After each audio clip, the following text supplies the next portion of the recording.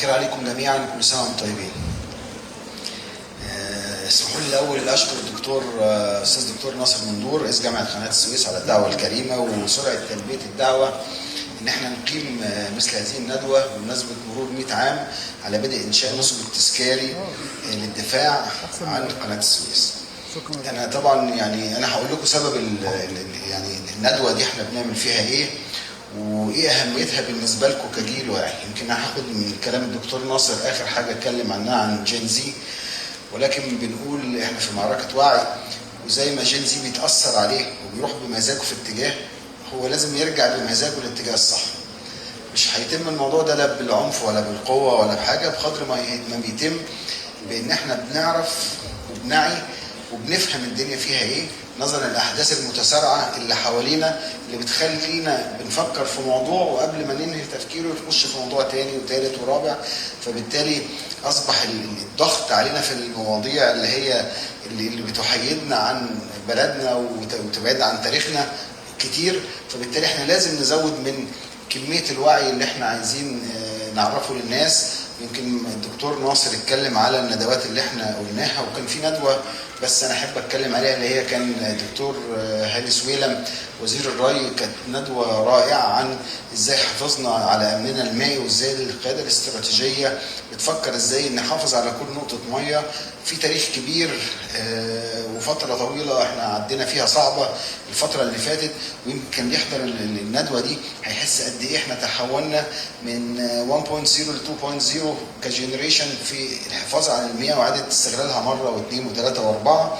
وكانت من الندوات اللي احنا يمكن حضر فيها في المسرح حوالي 800 واحد، وكان لو العدد كان قابل للزياده كنا هنزود ان شاء الله. الموضوع اللي احنا بنتكلم فيه اللي هو بتاع الدفاع، النصب التذكاري للدفاع عن قناه السويس اللي بيقال ادعاء الحرب العالميه الاولى، بنقول ان النطاق الجغرافي بتاع الحرب العالميه الاولى عامه النطاق ما كانش واسع للدرجه زي الحرب العالميه الثانيه، وان المعارك اللي اقيمت في الشرق الاوسط وكانت الامبراطوريه البريطانيه بتدافع عن قناه السويس ضد العثمانيين في ذلك الوقت. بيقول ان احنا عندنا مكان ونصب تذكاري مش متواجد في حتت كتير في العالم، وهي دي القيمه اللي موجوده. انت عندك حاجه يونيك، محدش خلد ضحايا الحرب العالميه الاولى في الشرق الاوسط او في اوروبا غير في الحته دي، لان اغلبيه النطاق الجغرافي بتاع المعارك كله كان نطاق ضيق. احنا ان شاء الله عندنا بعد بكره الاحتفاليه بتاعتنا، ويمكن احنا قلنا نحتفل بالعيد القومي لمحافظه الاسماعيليه. احنا مش هنعمل بريدز في الشوارع ونمشي باعلام ونهيص ونمشي، بقدر ما ان احنا عايزين العيد القومي ده يهدف الى رؤيه معينه نخرج منه باستفاده كويسه. فبالتالي قررنا ان احنا العيد القومي بتاعنا هيبقى الاحتفاليه الاساسيه بتاعته بعد بكره ان شاء الله على جبل مريم في نصب التذكاري. بيمثل لنا ايه جبل مريم في نصب التذكاري وليه احنا عاملين الاحتفاليه يوم 17 نوفمبر؟ ده افتتاح المجرى الملاحي سنة 1869، واللي هو ده بيمثل عيد هيئة قناة السويس اللي بتحتفل بيه كل سنة. بداية إنشاء مدينة الإسماعيلية أو وضع حجر الأساس لمدينة الإسماعيلية. السنة دي إن شاء الله بيعدي 50 سنة على إعادة افتتاح قناة السويس سنة 1975 بواسطة الرئيس الراحل أنور السادات. فبالتالي احنا اخترنا الثيمة بتاعت الندوة اللي هو 100 عام من الحرب إلى السلام. في 50 سنة منهم عدوا في حروب، وفي 50 سنة احنا بنعمر وبنبني من سنة 75 لغاية 2025. فالحدث نفسه حدث قيم جدا يستحق ان احنا كلنا لازم نعمله ندوة ويحضر فيها اساتذتنا الكبار الدكتور عبد الحميد شلبي، الدكتور محمود الضبع، الدكتور عماد هلال، عشان يحضرونا. عندنا قامات مهمة قوي، لازم زي ما احنا عندنا تراث قوي احنا عندنا قامات بشرية واساتذة نستحق ان احنا لازم نستمع ليهم ولازم يتواجدوا معانا وفي محيطنا باستمرار، لان هم دولت الجعبة اللي هي لما بنفرخها بتدينا وعي وبتدينا ثقافة وبتدينا احساس بما حولنا، فبالتالي نقدر ندافع عن نفسنا فكريا بصورة كويسة قوي.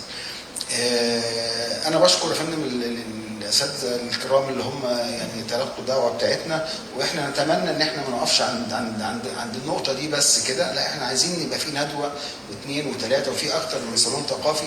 اتمنى ان كل اللي بيحضر النهارده كده لازم يكون مشارك، ولو جزء يشارك معانا بعد بكره ان شاء الله في الحدث. لازم نكتر من زياراتنا.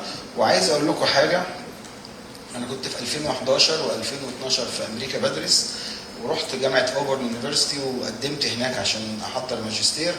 وانا بدفع الفلوس دفعت $1500. ده بالنسبه للامريكان ده سيفيري بيج ماني يعني.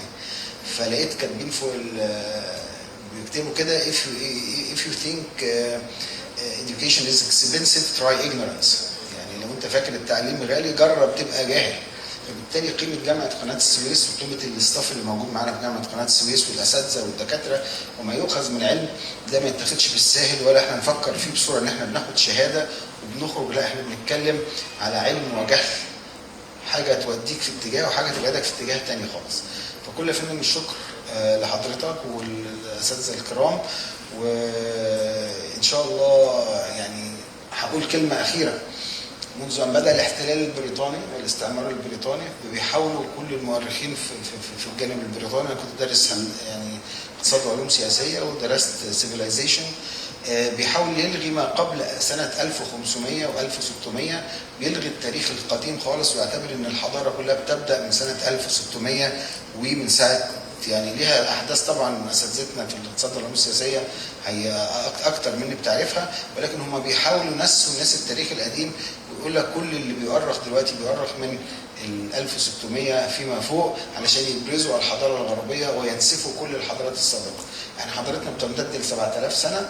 يمكن الفتره اللي كنت فيها دي كنت بشتري كتاب $5 لما كان بيزيد بيبقى ب 10 او $7. لما كنت بدور على الكتب اللي بتحكي الحضاره المصريه القديمه بنتكلم في 200 و300 و400$ للكتاب الواحد نظرا لقيمه ما هو داخل الكتاب. بتمنى لكم ان شاء الله يعني استماع جيد، وبتمنى تبقوا اكتف ليسنرز يعني مستمعين ايجابيين، ما حدش ينام في المحاضره، وكل واحد يخرج بنوتس مهمه قوي، لان احنا املنا فيكم كبير.